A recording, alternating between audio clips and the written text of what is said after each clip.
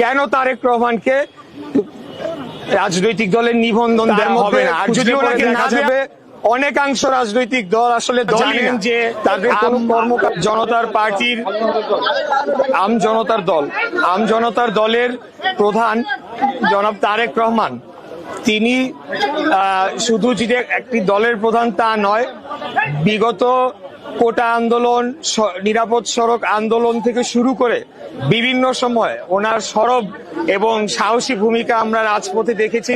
বিভিন্ন সময় তিনি রক্তাক্ত হয়েছেন, তাকে হত্যার চেষ্টা করা হয়েছে, কিন্তু কোনো কিছুকে উপেক্ষা না করে তিনি স্বৈরাচার খুনি ফ্যাসিস্ট হাসিনা বিরোধী আন্দোলনে শেষ পর্যন্ত রাজপথে ছিলেন। এখন 5 তারিখের আগে আপনারা জানেন যে রাজনৈতিক নিবন্ধন প্রক্রিয়াটা প্রথমে শুরুই হয় 1/11-এর সময়। তার পরবর্তীতে আওয়ামী লীগ সরকার ক্ষমতায় আসার পর তাদের নিজস্ব প্রয়োজনে, নিজস্ব ইচ্ছা মাফিক হাস্যকর কিছু দলেরও তারা নিবন্ধন দিয়েছে, যেগুলোকে তারা দামি মানে নির্বাচনী দল হিসেবে তাদের ভুয়া পাতানো নির্বাচনে ব্যবহার করেছে।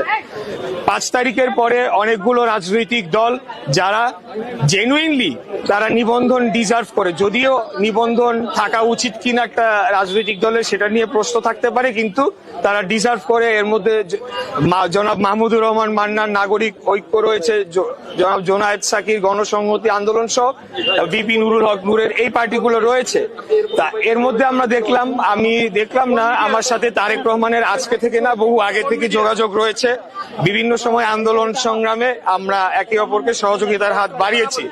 উনি আমাকে এই বিষয়টি বলেছিলেন যে অন্য আরেকটি পক্ষের আগেই এই নামে তিনি দল নিবন্ধনের জন্য আজকে না আরো আগেই তিনি নির্বাচন কমিশনে দরখাস্ত করেছিলেন।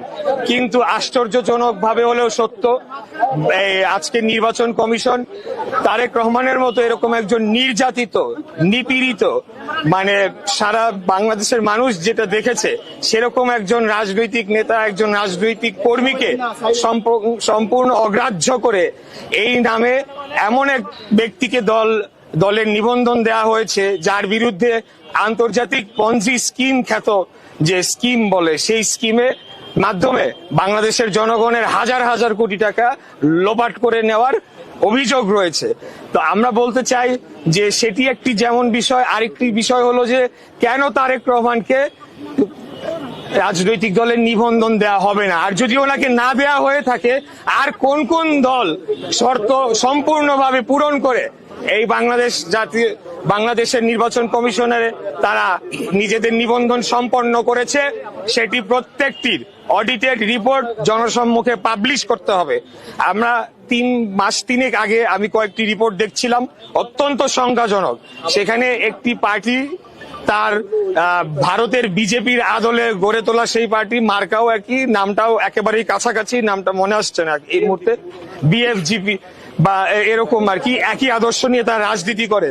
তো কিভাবে এই দলটি নিবন্ধন পেল? যখন তাদের অফিস খুঁজতে যাওয়া হলো, তাদের কোনো অফিস খুঁজে পাওয়া গেল না, একটা ফ্ল্যাট বাড়ির ভিতরে তারা করেছে। এরকম যে 57টি রাজনৈতিক দল, তার মধ্যে খুঁজলে পরে দেখা যাবে অনেকাংশ রাজনৈতিক দল আসলে দলই না।